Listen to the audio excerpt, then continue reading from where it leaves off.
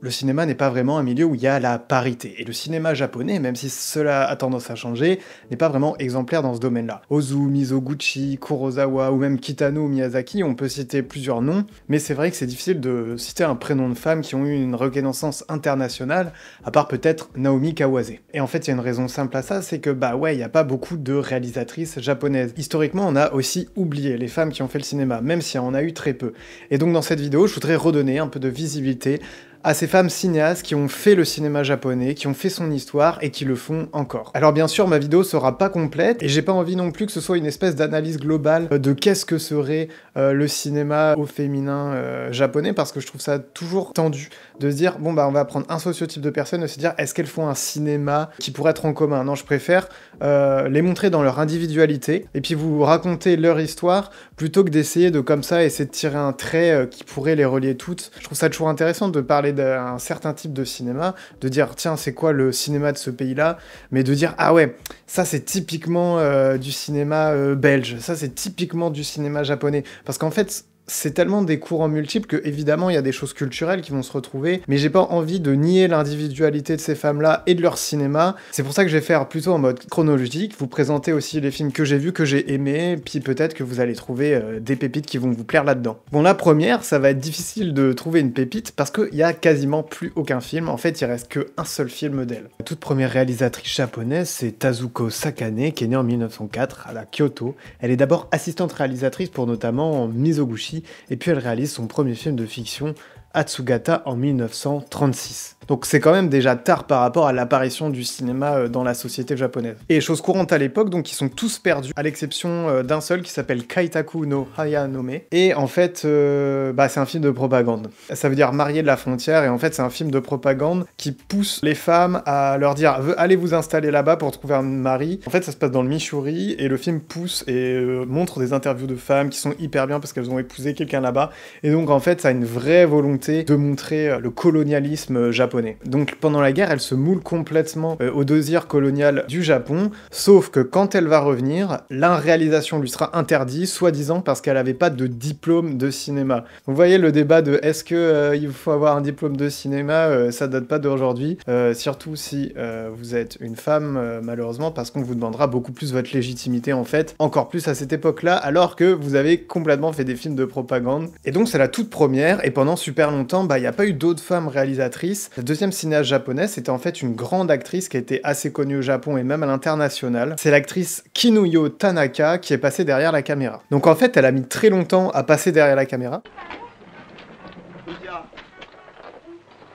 En un demi-siècle de cinéma, il y a eu littéralement qu'une seule femme réalisatrice. Elle est née en 1909 et donc elle réalise ses films entre 1953 et 1962. Elle en fait 6. Sa filmographie est assez rapide à regarder, entre guillemets. Je vous les conseille vraiment tous les 6. C'est vraiment des très bons films, parce que ça parle du Japon, donc si vous voulez en apprendre plus sur le Japon, et au-delà de quelque chose d'utilitaire, de historique, ou d'en apprendre plus sur le Japon, c'est des films assez beaux. Elle lance quand même sa carrière de cinéaste à Cannes, en 53, donc c'est pas rien, mais bon, ces films vont être un petit peu plus oublié et masqué par d'autres réalisateurs et aussi par elle, sa carrière en tant qu'actrice. Mais en 2002, il y a eu un remaster de ces 6 films, donc vous pouvez les trouver assez facilement et ça c'est chouette. C'est quasiment un des seuls regards féminins japonais sur les années 1950. Et elle dira à propos de ça: si j'ai souhaité devenir réalisatrice, c'est parce que je voulais depuis longtemps que des femmes soient filmées par une femme, d'un point de vue qu'un homme ne comprendrait pas. Il faut savoir aussi qu'à l'époque, le cinéma japonais est quand même bloqué par les sociétés de production qui sont assez fortes. Par exemple, beaucoup d'acteurs signent avec des boîtes de production et ne peuvent tourner que dans ces films-là, en fait. Et donc Tanaka, elle va quitter ces boîtes de prod, et donc elle va commencer à s'émanciper progressivement, et puis jouer avec les réalisateurs dont elle a envie. Tanaka, elle a vraiment joué avec tous les plus grands cinéastes, donc Mizoguchi dans 15 films, avec dans des Ozu, avec Naruse, etc. Souvent, les gens vont dire même que c'est la muse soi-disant de Mizoguchi. Il y aura des rumeurs sur une potentielle relation entre eux qu'elle démentira, donc c'était faux. Et vous allez comprendre que ça va avoir de l'importance dans sa vie plus tard. Parce que du coup, dès 1950, elle envisage de passer à la réalisation. Pour comprendre le métier, elle demande à Naruse de la mettre en assistante réelle sur un film, donc pour qu'elle comprenne les ficelles, etc. Et donc, en 1952, elle veut passer à la réalisation, sauf que on est évidemment dans une société très patriarcale. Et donc, quand elle veut passer en 1952 à la réalisation, il y a une lettre qui va appuyer son passage en tant que cinéaste.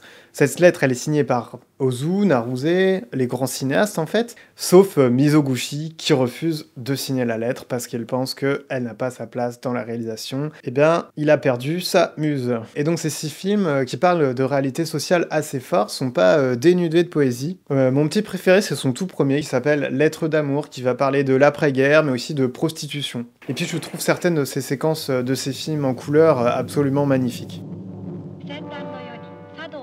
Une troisième figure moins connue, c'est celle de Sumiko Haneda. C'est une documentaliste qui réalise des films de commande d'abord, et puis des films plus personnels. Elle réalise son premier film en 1957 qui s'appelle L'école des femmes d'un village. Même si c'est un film de commande, il passe sans intérêt, et en fait il promeut l'éducation des femmes dans le Japon rural. Ça se passe dans un village au Japon et la cinéaste va aller rencontrer des femmes pour parler de la maternité et de la difficulté de la maternité. Et elle dit quelque chose d'assez touchant sur la relation que un ou une cinéaste documentaire peut avoir avec ses personnages. Lorsqu'on tourne un film avec les habitants d'un lieu particulier, il ne faut pas oublier qu'on est en train de construire une relation à vie. Son premier film indépendant, qui m'a vraiment marqué, elle le sort en 1977. Alors en anglais, il s'appelle Cherry Tree with Grey Blossom, et c'est un film assez poétique. Il parle du deuil de sa sœur, et elle le met en parallèle avec un cerisier qui est vieux de 1300 ans. C'est un film d'une poésie absolue, ça faisait très longtemps qu'elle voulait faire quelque chose sur cet arbre millénaire, et en fait, elle a décidé de le faire, ou en tout cas, ça s'est déclenché au moment où sa sœur est morte, et donc ça va parler de ça dans le film, et je trouve ça hyper intéressant. Sakane Takana Haneda, le cinéma et l'histoire du cinéma japonais n'est pas traversé par des millions de cinéastes femmes japonaises, mais ça a tendance à changer et on voit quand même émerger des réalisatrices. Des réalisatrices que je vais vous présenter, ça va pas être une sélection exhaustive, ça va être juste des films que j'ai aimés, que je vais vous partager. Celle qui a actuellement le plus de reconnaissance internationale, c'est sans doute Naomi Kawase, en fait, qui réalise des fictions et des documentaires. Et toujours, ces fictions, on a un style très naturaliste, proche du documentaire. Elle obtient la Caméra d'Or en 1997 avec le film Suzaku, et il y a souvent dans ses films un lien avec la nature, la forêt, la montagne particulièrement. Son amour de la nature qu'on retrouve dans La forêt de Mogari, ou Voyage à Shino, Vision en anglais, c'est un film avec Juliette Binoche. Ou encore Still the Water, sorti en 1914. Je trouve aussi qu'il y a quelque chose d'assez spirituel et presque d'animiste dans ces films qui sont traversés par ces films. Alors ces fictions sont un peu plus connues, je pense que le plus connu c'est Délices de Tokyo, mais si vous avez déjà vu ces fictions, je vous recommande un de ces documentaires qui s'appelle Genpin. Au cœur de la forêt, près d'Okazaki au Japon, les femmes enceintes viennent là de tout le pays, loin du tumulte et de l'attention des villes modernes. Le docteur Yoshimura, âgé de 78 ans, offre un cadre naturel à leur grossesse et l'accouchement à venir. Donc voilà, c'est un film qui est assez touchant sur la grossesse et sur ces accouchements-là. Donc c'est hyper intéressant à voir. Si vous l'avez pas vu, je vous le recommande. Je voulais aussi vous parler de Mika Ninagawa, qui, au-delà d'être une photographe dont j'aime bien le travail, est aussi une réalisatrice et elle va garder un peu son côté très coloré. Je connaissais pas du tout son travail de photographie avant de faire cette vidéo, je l'ai découvert en faisant mes recherches. Et c'est vrai qu'on voit un lien très clair entre ses photos et son style. Elle a fait quasiment que des adaptations, beaucoup d'adaptations de manga, et je trouve que ça lui va assez bien en fait, parce qu'elle a un style extrêmement coloré, extrêmement visuel, et donc ça va à ce côté manga qui est très très expressif. Pour les plus whip d'entre vous, c'est elle qui a fait les adaptations de Helter Skelter, Sakuran ou encore XX Olix. Si vous vous intéressez, regardez le film XX Olix. Et si vous vous intéressez à cette histoire-là, vous pouvez voir tous les mangas qui découlent de cet univers-là, de l'univers de Clamp. Vous pouvez pas parler de cinéaste japonaise sans évidemment parler d'un gros morceau du cinéma japonais, c'est-à-dire du cinéma d'animation. Bon, je me suis cantonné au long métrage parce que sinon j'aurais dû parler de toutes les réalisatrices des épisodes de Détective Conan et ça aurait été beaucoup trop long. Je sais pas combien il y a d'opening à Détective Conan, je pense une 60aine. À 10 000 abonnés sur YouTube, je fais un top des openings de Détective Conan. Je vais vous parler de Naoko Yamada, qui est née en 1984. Elle est connue surtout pour avoir fait Koe no Katachi, Silent Voice à l'international, qui est vraiment un film très très bien. Ça raconte l'histoire de deux personnages, une personne qui est muette, et puis quelqu'un qui va la bully, un petit garçon qui va la bully en classe, et qui va être un peu le chef de file de toute sa classe en primaire, qui vont un peu se moquer de son handicap. Sauf qu'en fait, il se trouve qu'au moment où il y a une espèce d'enquête à l'école, tout le monde va tourner le dos à ce gamin qui était un peu le bad boy Roy, et du coup il va se retrouver comme le seul coupable, et il est coupable, hein, vraiment. On va les retrouver des années plus tard, à l'équivalent du lycée, où ils vont aller à l'université bientôt, et on voit que ce gars-là, en fait, il a essayé de faire sa rédemption pendant plusieurs années, et effectivement c'est grave, le harcèlement scolaire c'est très très grave, mais on voit aussi que, c'est des gamins et que des fois ils ont pas conscience de ce qu'ils font. Alors le film parle de handicap, c'est vrai, mais en fait il parle surtout de rédemption, parce que le personnage qu'on va suivre, c'est plus le personnage qui était le harceleur en fait, et qui était un harceleur de primaire, donc on voit que c'est un gamin qui a pas conscience de ce qu'il fait, qui regrette. On va voir qu'aussi c'était parce qu'il était un peu amoureux de cette fille-là et qu'il savait pas trop comment lui parler, et que voilà.